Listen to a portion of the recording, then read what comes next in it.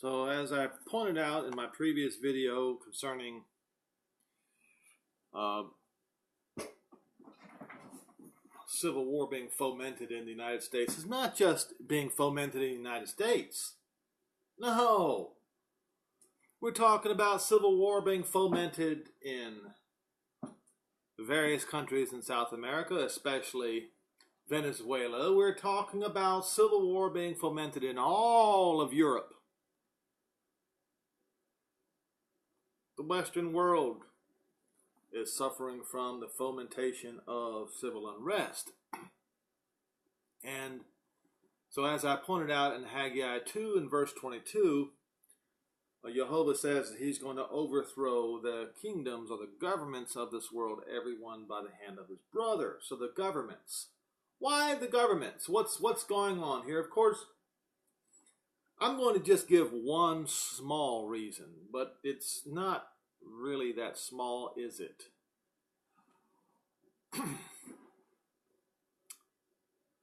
Leviticus 19 and verse 12. Now he's speaking to the Israelites. But see, this one right here goes for anyone. Swearing falsely is a great offense to Jehovah. Leviticus 19 and verse 12. I will start in verse 11. You shall not steal, neither deal falsely. Deal falsely? Well, governments have been doing that since the beginning, have they not? Dealing falsely. Neither lie one to another, and you shall not swear by my name falsely, neither shall you profane the name of your Elohim. I am Jehovah.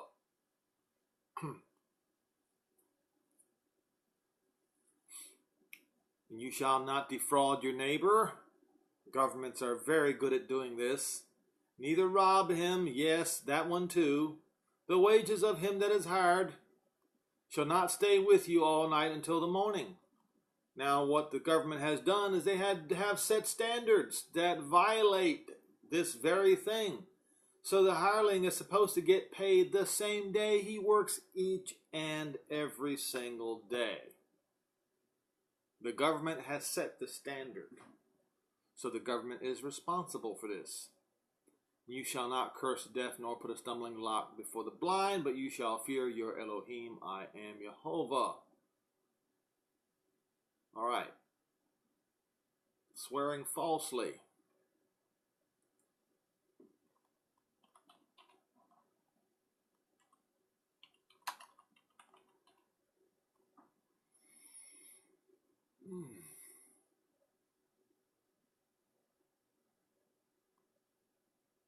Okay, Jeremiah 7 and verse 9.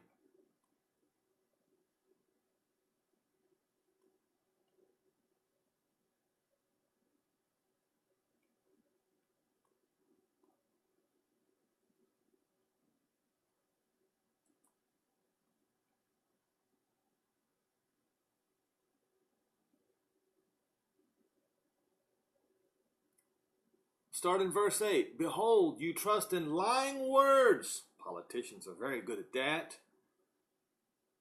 That cannot profit or doesn't profit anybody. So you promise the people the world, but you don't deliver. Will you steal, murder, commit adultery, and swear falsely?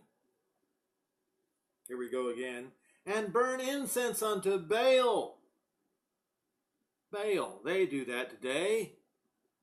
This guy, whom they call Jesus, is actually a form of Baal worship, sun god worship, and walk after other gods whom you know not, and come and stand before me in this house, which is called by my name, and say, we are delivered to do all these abominations. Well, this is what Christians do today, and their leaders.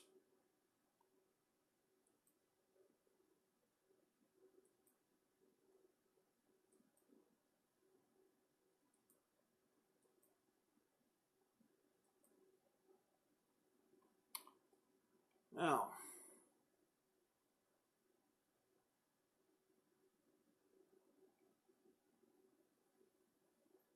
Malachi 3 and verse 5.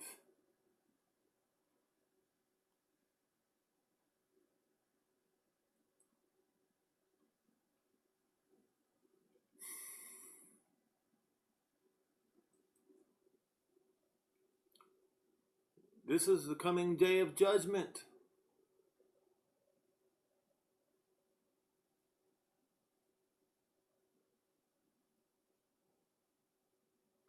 And the coming day of judgment, that is when, in verse 4, it says that's when he's going to come back to Judah and Jerusalem, and they shall be pleasant unto Jehovah, just like the days of old. But what is he going to do to the rest of the world?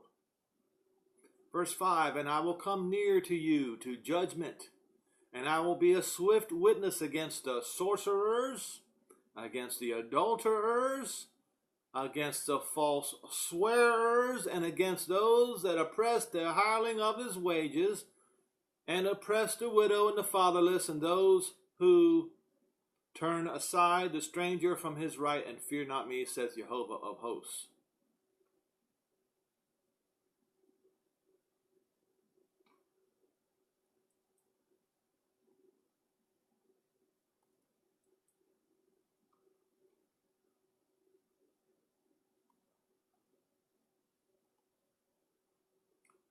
Now, New Testament doctrine. And of course, our politicians today claim they abide by the New Testament doctrines. No, they don't.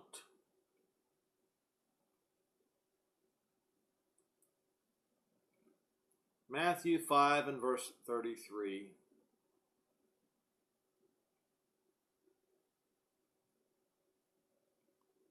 Again, you have heard that it had been said by them in the old days, you shall not forswear yourself, but you shall perform unto Jehovah your oaths. But I say to you, swear not at all,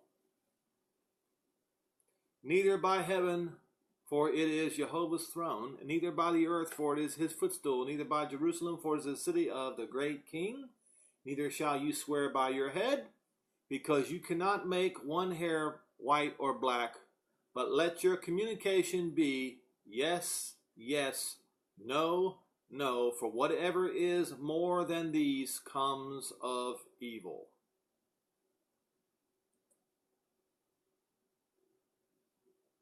New Testament doctrine.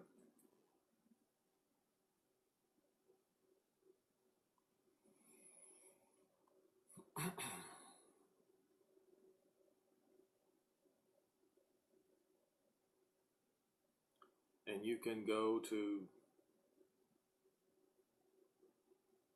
Hosea 10, verse 4, Psalm 139, and verse 20. Swearing falsely is right up there with the most wicked of all sins. Now, let's go to the chapter and verse that talks about the punishment on those who swear falsely.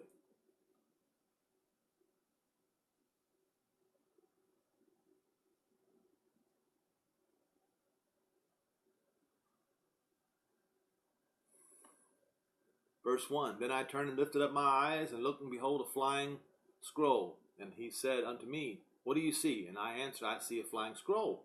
The length thereof is 20 cubits, and on the breadth thereof is 10 cubits. And he said unto me, this is the curse that goes forth over the face of the whole earth.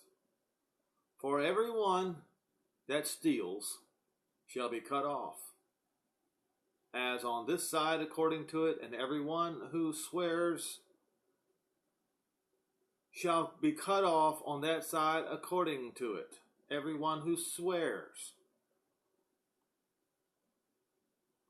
Interesting that it says that. It probably means swears falsely, but remember, Yeshua said don't swear at all. I will bring it forth, saith Jehovah of hosts, and it shall enter into the house of the thief, and into the house of him that swears falsely by my name.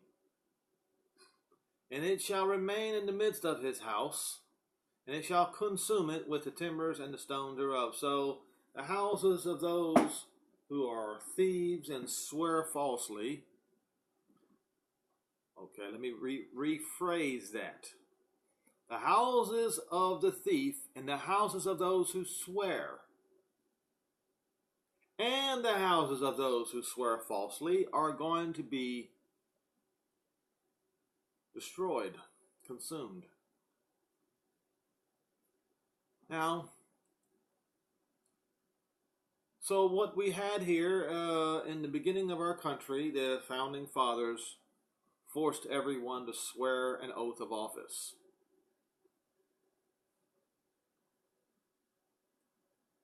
And why did I go to those scriptures first?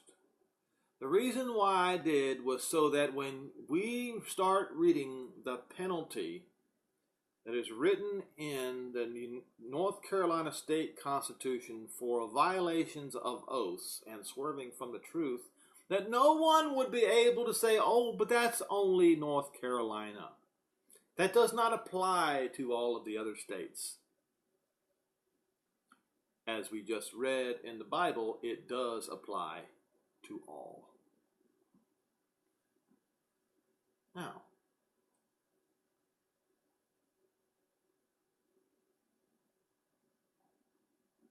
let me see if I can find it here.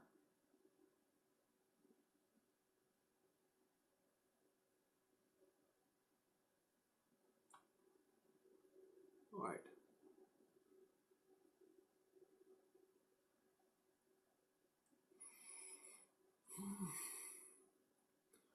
Chapter 11, Article 1, General Provisions. Let's go to I believe it's Article 2, or is it Section 2? Judge is the administration of oaths.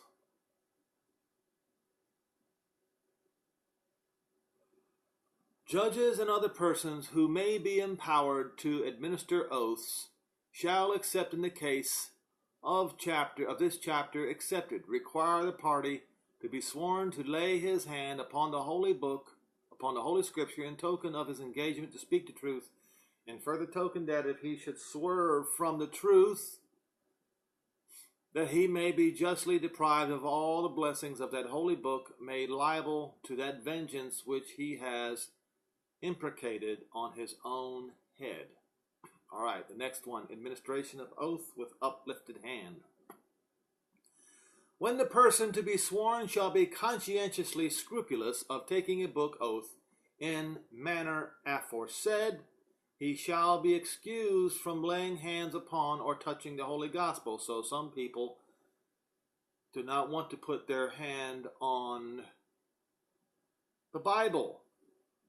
So they are required to put their hand up in the air.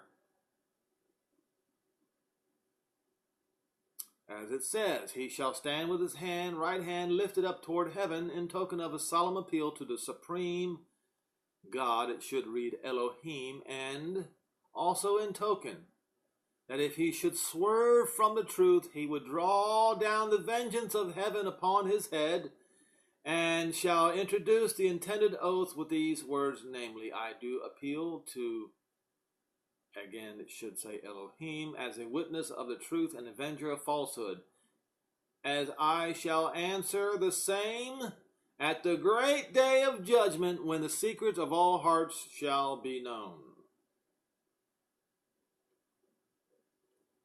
Now in the next section, affirmation in lieu of an oath. When a person to be sworn shall have conscientious scruples against taking an oath in the manner prescribed by GS 11.2, 11.3, or 11.7, he shall be permitted to be affirmed.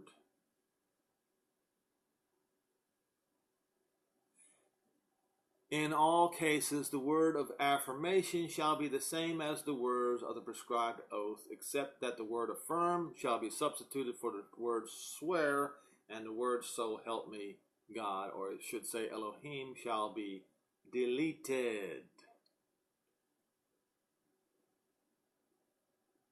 But did you get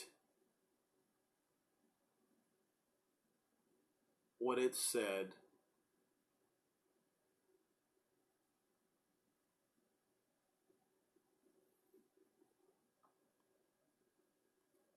about drawing down the vengeance of heaven if he should swear falsely?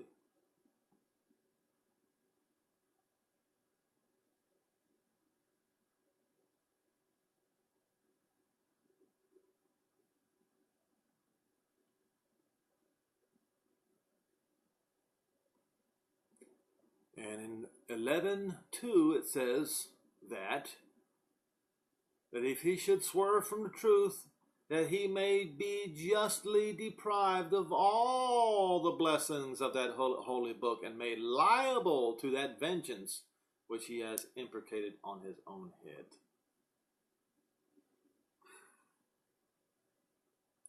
Now, it seems like Yeshua said don't swear at all. And of course, then the Quakers came up with the word affirm. So let's go and see what that word means.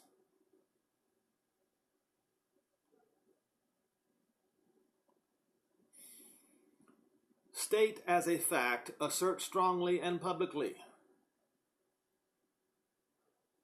To declare, to state, to assert, to proclaim, to pronounce, attest, swear, avow, guarantee, pledge. It's the same meaning, folks. You can't even affirm. Which means that if you are a follower of Yeshua, you cannot take part in court proceedings, and you need to, when you have a dispute with somebody, you need to not take it to court, but if at all possible, man to man. Because you will be asked to swear or affirm, and affirm means the same thing as swear. Now, I didn't want to deviate too much from what I wanted to talk about. What I wanted to talk about is how the politicians have put their hand on the Bible and have raised their hand up in the air, bringing a double curse upon themselves if they should swerve from the truth. I'm going to give you one example of somebody who swerved from the truth. And in comparison to all the politicians before him, in comparison, his violation was small. So,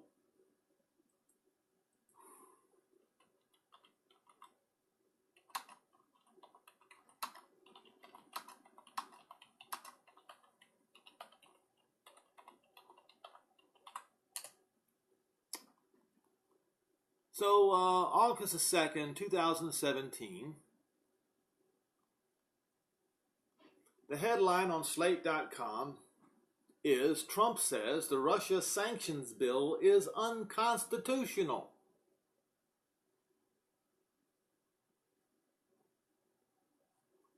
President Trump said on Wednesday that the Countering America's Adversaries Through Act, passed by the House and the Senate last week with the aim of strengthening sanctions against Iran, North Korea, and Russia, including a number of clearly unconstitutional provisions. He signed the bill anyway.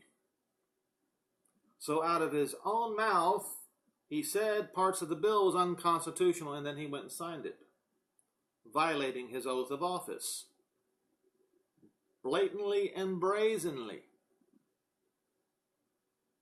Now, as I said, compared to what others before him have done, that's a small matter. But swearing an oath is not a small matter, especially if you turn and violate it 6 months later.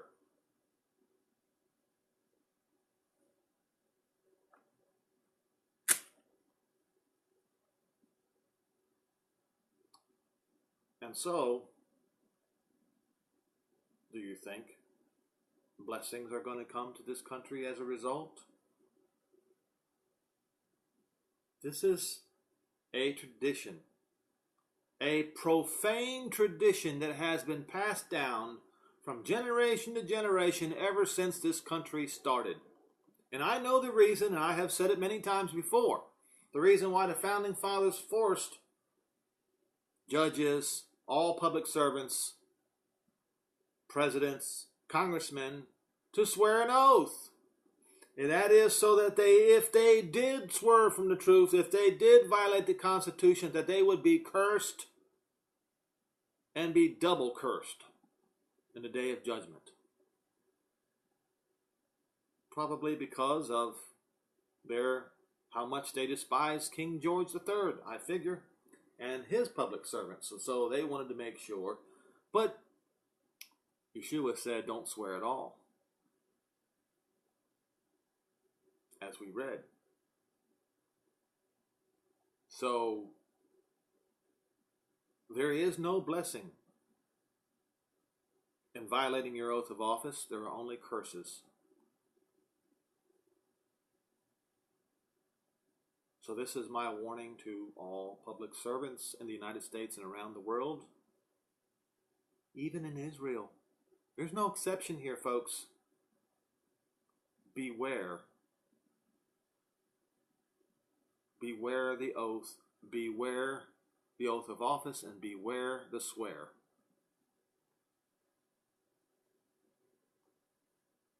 It will kill you. It will destroy you. It will put a curse upon you. It also might, I'll leave it at that.